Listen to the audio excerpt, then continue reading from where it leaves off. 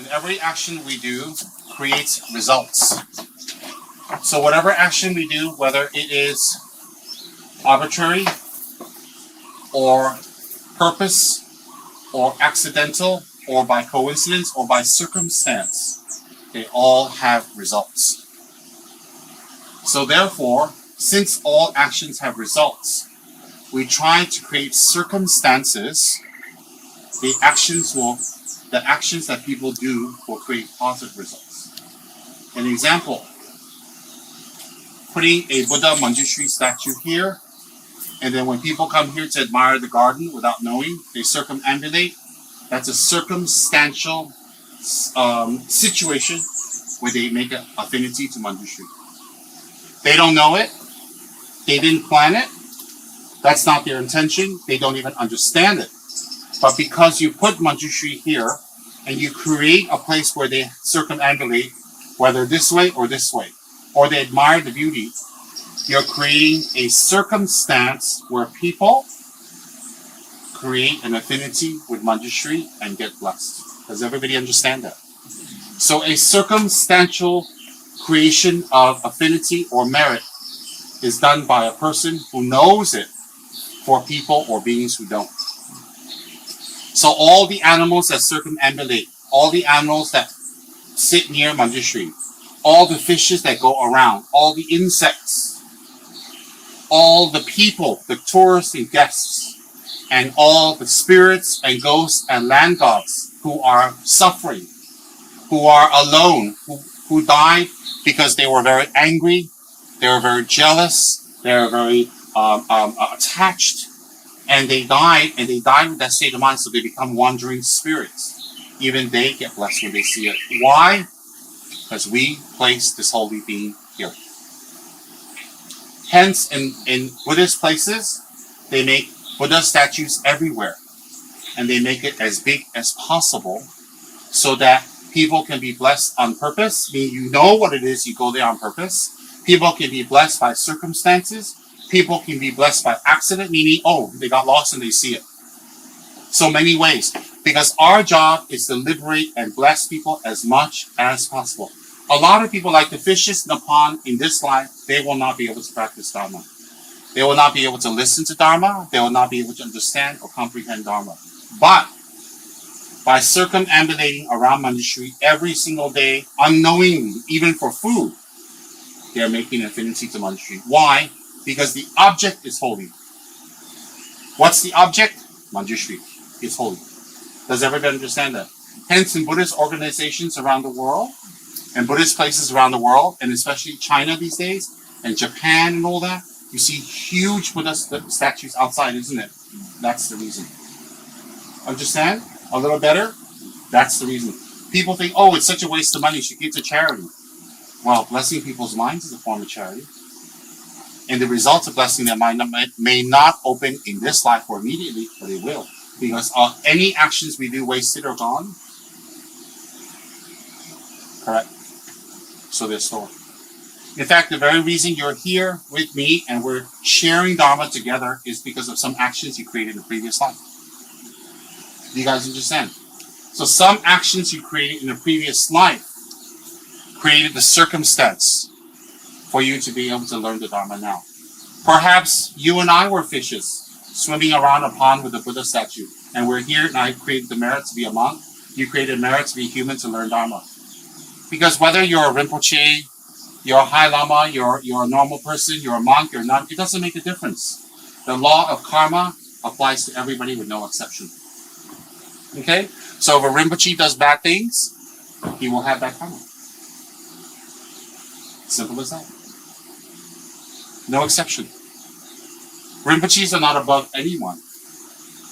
No one. Rinpoche is not above the law of karma. Rinpoche is not above the law of cause and effect. Rinpoche is not above anything the Buddha has taught. A Rinpoche is the same as any of you. So everyone who has a body, speech, and mind, and has a kansa or a mind, consciousness, must abide by the law of cause and effect. Must live a right livelihood. Must generate good thoughts of mind. Everybody understand? Now, there are some beings that we call a Rinpoche. For many, many lifetimes, they have meditated and they have reached the high state of mind. So whatever they do, most of their actions is to benefit others, whether it looks wrathful, peaceful, beneficial, or not. There are those type of beings, definitely.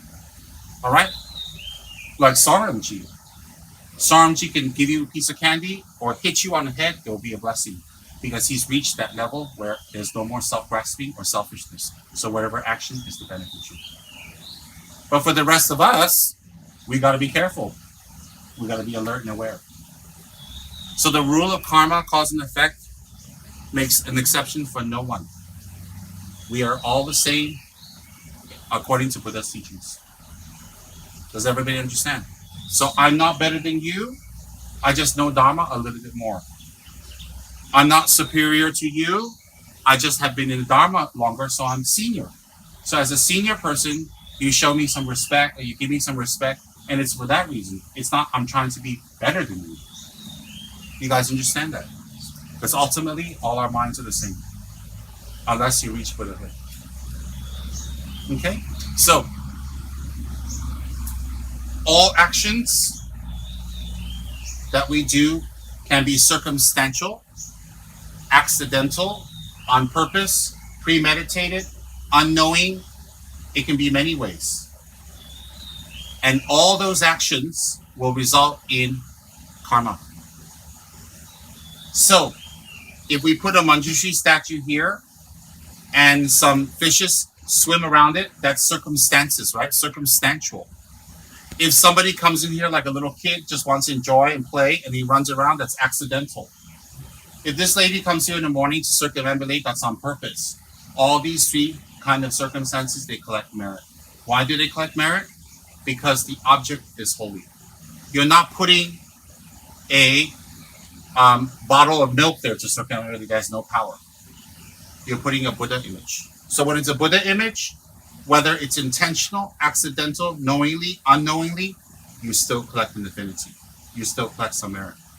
So that's why we always make the Buddha statues all over, outdoor, everywhere, so as many people can see as possible. So they can accidentally see it, they can on purpose see it, they can see it by circumstance, like an airplane flies over, they see the Buddha, everybody in there sees it. When they see it, the seeds of Buddha will be planted. Because the Buddha said, the Buddha has a disciple in Sri Lanka. He was a king. That time there's no pictures and WhatsApps and emails and nothing. And he was dying and very much wanted to see the Buddha's form. So the Buddha had a form of himself painted and sent down to Sri Lanka to give to the king, and he blessed it. And he told the king, by seeing this picture, it will be the same as seeing me directly. Because by seeing the Buddha's body, we plant the seeds to achieve the Buddha mind. Do you guys understand? So the tradition of making Buddha's images arose from there. All right? So that's why we do all this. So the Manjushri being here, every time guests, tourists, visitors, friends, family come here, they're circumambulate. Even they're laughing and joking, they don't know anything about mantras. They're still collecting some merit and connection to Manjushri. Correct? So it's very beneficial. The fishes every day, they're collecting a lot of merit. A lot. That's why I put the Gensei chapel there for the Bentong. They collect a lot of merit. That's why I request you guys to promote the Bentong chapel. Promote it all over so people from other parts of Malaysia and other Southeast Asian countries to come and pray Gensei, because it will show miracles. It has already. So it's very, very important. That's why we're doing that. Does everybody understand? Good. So that's why we put statues there. Remember that little talk I gave you.